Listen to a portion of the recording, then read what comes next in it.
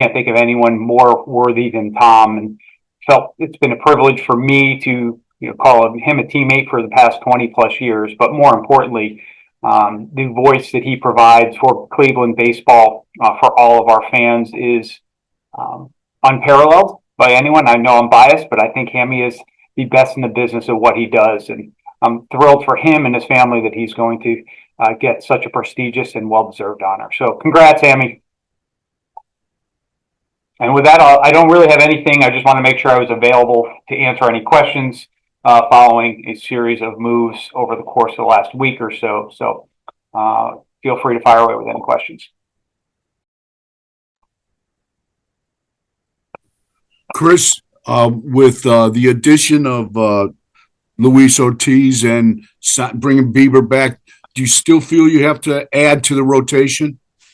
Well, we're in a much better position now, Paul, than we were a few weeks ago. I think we were pretty clear at the outset of the offseason. Our goal was to try to add to our pitching staff, our starting pitching staff in particular. And we feel we've been able to add two quality alternatives to that. So now I think we can be a little bit more opportunistic and look at just the variety of different pathways we might have to improve the team, whether that's in the rotation or somewhere else. With that, Chris, go ahead. Chris, what is it about Ortiz that really appeals to you, and basically that, because in the end you traded him and as for him, I guess, when all the bodies are done moving to different spots.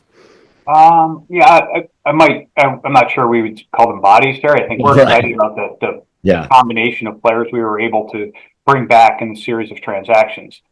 Luis Ortiz will join our major league rotation, and we think there's a lot of reasons to be excited about what he brings to the organization.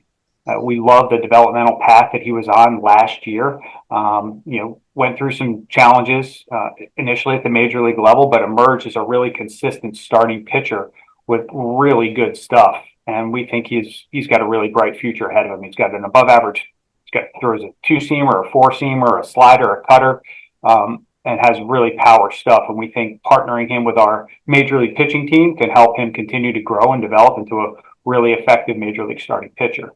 In addition to Luis, we also were able to add 3 players to our minor league system who all have varying degrees of upside and different aspects about them that we find interesting. So I think we're excited about the totality of the player group that we were able to return in the series of trades. With that, what do you expect from Tristan McKenzie and Logan Allen after they spent most of last year in Columbus? Yeah, Jeff, Tristan and Logan are in a group of pitchers that we've talked about. We really want to help them have a super productive offseason so they could come into spring training ready to compete for jobs and help our major league team win next year. There could be those opportunities that are available on opening day. But as we know, we will have opportunities for pitching and especially starting pitching over the course of the year. So we're counting on Logan and Tristan to be part of that group. Chris, you talked about the players coming back, but what about the players that you had to send out? Obviously, having to part with Andres Gimenez leaves a hole in the defense. What are the options there to sort of take his place? Yeah, Joe, trades like this are really hard, especially when they involve not just players, but people like Andres Gimenez and Nick Sandlin. Andres, from the time he joined the organization, not only excelled on the field, but was an incredible teammate, a guy that plays the game the right way, was really involved in our community, and a guy that we had really grown to appreciate his contributions. So it's difficult in trading a guy like Andres and Nick Sandlin, who was a key part of our bullpen for the last couple of years. But we feel that this trade made sense on a lot of fronts. One, again, because of the players we were able to get back, specifically in major league starting pitching. And it's also coupled with the fact that the strength of our organization is on the position player side, specifically in the middle infield. And we think we'll have opportunities for guys that were both at the major league level last year that can play second base. But we also feel that there are guys in our farm system that might have an opportunity to impact us there. Specifically, Tyler Freeman, Angel Martinez, Juan Brito, those guys? Yeah, Gabby Arias, Tyler Freeman, Daniel Schneeman, that whole group, plus, as you mentioned, Juan Brito, who we didn't get a chance to see last year, partially because we just didn't have an opportunity for him to play. And by trading Andres, we free up opportunities for that group to take the next step and impact our team. And as you look further down our system, Joe, it's also a position where we have a number of really exciting players throughout. Chris, how much did Andres' contract and associated escalates going out factor into this? Terry, I think what we want to try to make sure we do is find a way to build competitive teams consistently. And first and foremost, we want to make sure we're building a competitive team in 2025 that has a chance to win the AL Central, but we want to be able to do that for years to come. So one of the things we've been able to do with this trade is that it gives us flexibility to be able to reallocate the money we had invested in Andres to other parts of our roster where maybe we can employ it a bit differently at positions where we don't have quite that same depth. Chris, how far, because, the other thing that's natural, you drafted Bazan at number 1. Did that impact in this at all? Terry, lots of things go into decisions like this. I think Travis does fall into that group of players that we think can contribute at second base at some point down the road. But right now, our focus with him is making sure he has a really good winter, comes into spring training next year, and is positioned to have a really good 2025. We think he's got an exciting future and can impact us at some point. But exactly when that'll be is hard to say.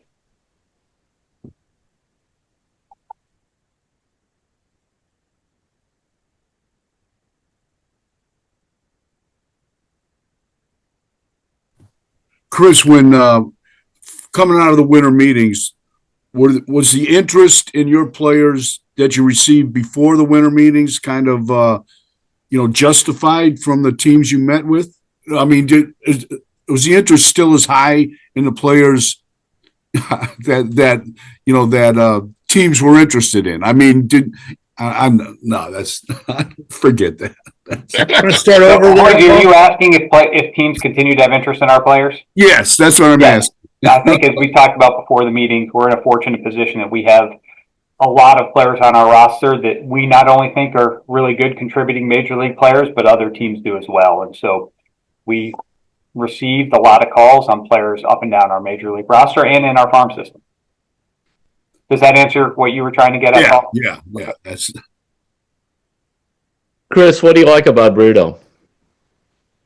The guy that's got a great track record of performing in the minor leagues. He makes really good swing decisions, controls the strike zone well, puts the ball in play, and has some developing power. So we think he's got a chance to be a productive offensive player. And I think the other thing we've been able to see with Juan over the course of the last year or two is he now has some defensive versatility where he could potentially be an option for us not only at second base, but other positions as well. So we're excited to give him an opportunity coming into spring training and see if he can make the most of it.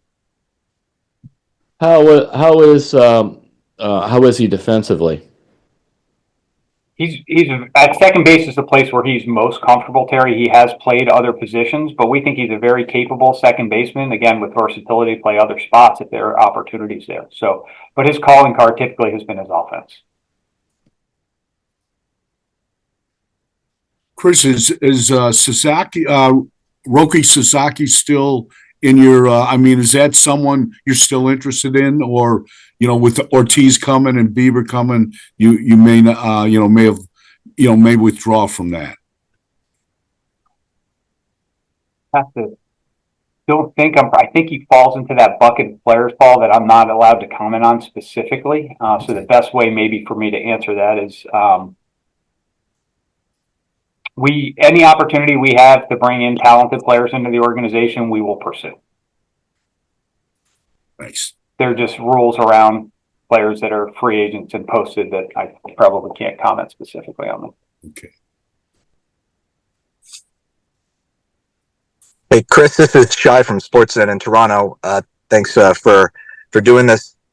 Just curious if you could detail a little bit some of the work you guys did with Andres' bat over the past couple of years in trying to get him back to where he was from an offensive perspective in 22, and maybe some of the opportunities from an offensive perspective you still see for him going forward. Sure, Shai. We continue to believe Andres has a chance to be a really productive major league player, and really productive major league hitter, I should say.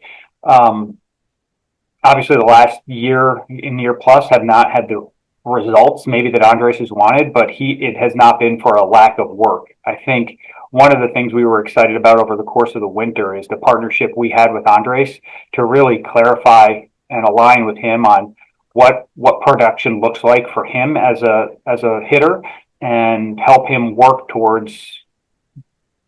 back towards that. And so we felt really good about the work that we did this winter and partnering with him. In fact, our assistant hitting coach, Jason Esposito, just days before the trade, had just left Florida after working with Andres. And I know he left encouraged, because we've all seen what's possible there offensively. And I believe we believe that he has a chance to return to those levels, and certainly hope he does that, because as an organization, we really appreciate Andres and will continue to be fans of his from afar. When you said sort of described what production looks like for him, can you maybe share a little bit of what that vision potentially could be for him? I think it's best at this point to probably allow the Blue Jays to articulate exactly what that looks like, but I think I can share that we think that there's a better offensive player in there that we were able to see over the course of the last year or so. All right, and lastly, in Sandlin, what kind of reliever are the Blue Jays getting? Yeah, he's been a guy that has been really effective. Historically, he was really effective against right-handed pitching, but last year he utilized his split finger a bit more to become very effective against lefties. In the early part of the year, especially, he was pitching really high leverage innings for us, and that he was what voters would term a pivot guy that came in the middle innings to help us get to some of the back end guys. And we think Nick's a really valuable member of a championship bullpen. Thanks for the time. Thank you, Shai. Chris, what can you tell? What was it that about Brad Goldberg that made his promotion possible? What would you like about him? Yeah, Brad made a great impact on our pitching team in his first year at the major league level last year. That's on the heels of being a high contributor in our player development system and well regarded as a teammate and as a pitching mind. So last year he transitioned to the major league level, made a great impact there, and this is another step in his progression where he will now work alongside Carl and Joe Torres in the dugout, and we're excited to add Caleb Longshore to lead the bullpen group. So you have two assistant pitching coaches now. We will, correct. Okay. They each have various areas that will be their primary responsibility and areas where they'll focus. I think as we look at the group in totality, though, we love the combination blend of skills and experiences, because what we're striving to do is support our players and our pitchers in this case in the best way possible. And we feel that this group will be able to do that really well.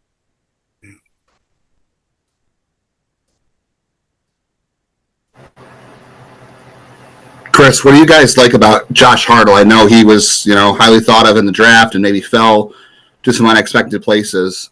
What do you guys like about him? And do you have yet kind of an assessment of maybe where he is in terms of things he might have needed to fix and where you feel like he's at now? Yeah, we're in the process of working through that, Justin. We've been in touch with the people that he's doing his off-season work with, and by all accounts, that progress has been really encouraging so far this winter. But he's a big, long, lanky, projectable left-handed pitcher that's got great upside. He was a third rounder last year out of Wake Forest for a reason, and we think that he has a chance to grow and develop in our pitching environment and become a successful starting pitcher. And so we're excited to get to know him a little bit more and begin that partnership to help him grow and develop into the best version of himself. Thanks. You're welcome.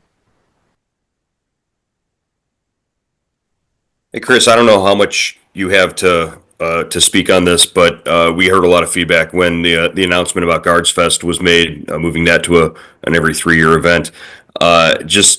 It seems like at this point, coming off a championship season, it seems like a weird timing to alter the event and not give fans a chance to get in touch with the players there in the off season a little bit. Can you speak to the decision there at all? Yeah, I might not be the best person on that, but I'd be happy to elaborate, Joe. I think what we try to do is engage our fans and take feedback from them about what that might look like. And I think our plan at this point is to take a pause this year and then look up and continue to get feedback along the way and figure out exactly what the right cadence is looking forward. Right now, we are thinking that's once every 3 years, but if we get feedback to the contrary that we might be best served and there's demand from our fans to do it more frequently, we can revisit that.